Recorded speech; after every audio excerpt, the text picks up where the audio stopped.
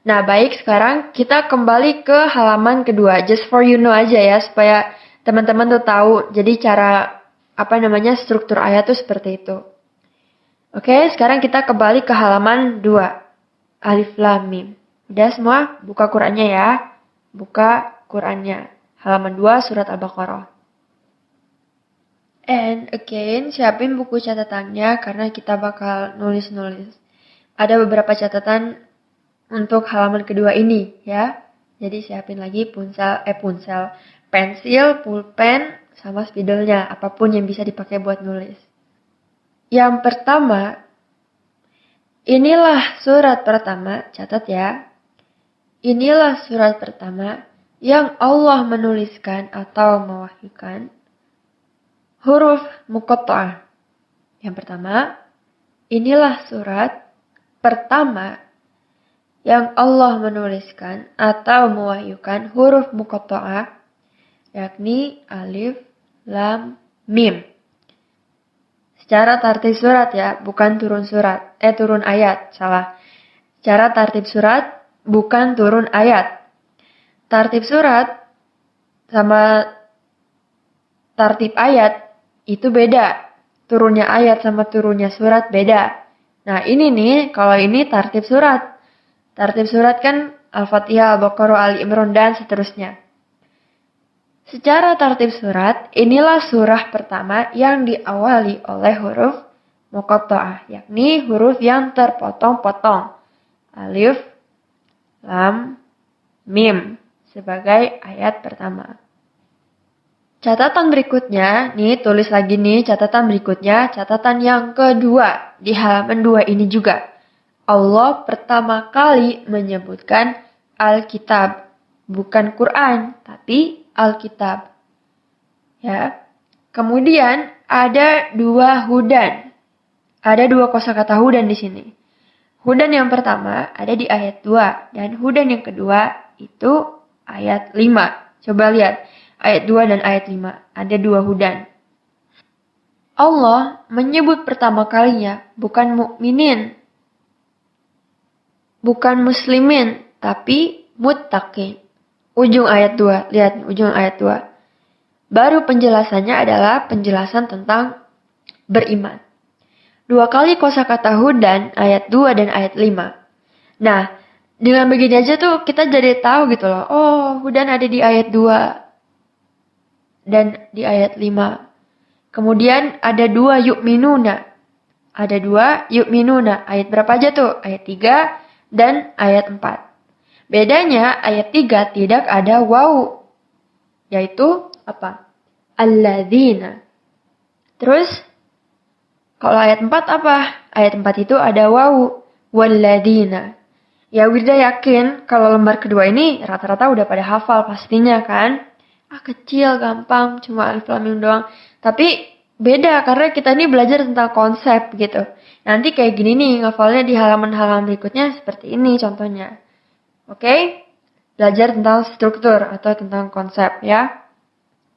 Next, ayat ketiga bicara tentang beriman, sholat, mengimani Allah, dan juga sedekah. Alladzina yu'minuna bil ghaibi wa yuqimuna as-salata wa mimma razaqnahum yunfiqun. Kemudian ayat 4 ujungnya, lihat ayat 4 ujungnya yuqinun.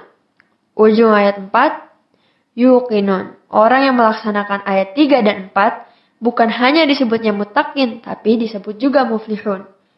Apa itu muttaqin? Muttaqin itu orang yang bertakwa. Apa itu muflihun? Orang yang berbahagia. Orang yang senang. Orang yang gembira. Dan juga artinya orang yang beruntung. Muflihun. Beruntung tuh gimana? Ya banyak. Misalkan nih, ada guru yang beruntung gitu. Karena kenapa? Karena murid-muridnya tuh pinter-pinter semua. Ya gampang nurut, disiplin. Itu yang namanya muflihun, yaitu beruntung. Tapi ada juga nih guru yang suwe. Yang bahasanya gitu banget ya. Guru yang suwe. Ya sial. Karena kenapa? Karena dia tidak muttaqin. Tidak yu'minun. Mungkin juga tidak sebenarnya yuqimunas shalah. tidak yunfikun juga, dan juga tidak yukinun. Ya, jadi karena itulah yang membuat guru tersebut tidak muflihun. Terus apalagi contohnya banyak. Kalau misalkan ada istri, ya, yang punya suaminya tuh ganteng, cakep, sama aja ya. Ganteng, soleh, hafiz Quran gitu kan. Tinggi, mantap dah pokoknya. Bule lagi, makin cakep dah. Maka si istri itu adalah termasuk yang muflihun, beruntung. Karena suaminya cogan, ya enggak? Iyalah pokoknya. Terus apalagi banyak. Ada murid yang muflihun. Murid yang beruntung. Kenapa? Karena nilainya bagus. Dapat beasiswa dari negara. Ya, bisa belajar di negara ini, negara itu gitu.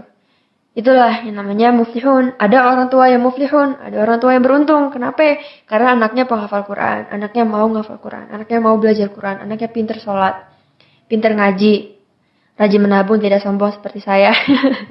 Canda aja ya. Ini biar nggak stres ngajinya. Jadi ada canda-candanya dikit gitu ya. Jangan ke bawah serius. Gitu aja. Terus dalam berbisnis. Dalam bisnis juga ada yang namanya muflihun, beruntung. Kenapa? Karena dapat partner yang baik. Dapat ada orang yang mau invest duit ke dalam perusahaan kita. Ada yang mau bagi saham sama perusahaan kita. Terus jujur juga, karyawannya juga enak-enak. Ya. Terus kita kalau kerja sebagai karyawan juga muflihun, beruntung. Kenapa? Karena atasan kita baik. Pimpinan kita baik. Terus rekan kerja kita baik, mau ngasih duit ya kalau lagi nggak ada duit. Terus ya pokoknya mereka care banget gitu sama kita. Itulah termasuk orang yang muflihun atau beruntung.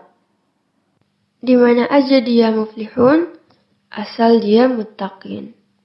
Kalau mau jadi orang yang muttaqin dan muflihun, ya harus menjalani ayat 3 dan 4.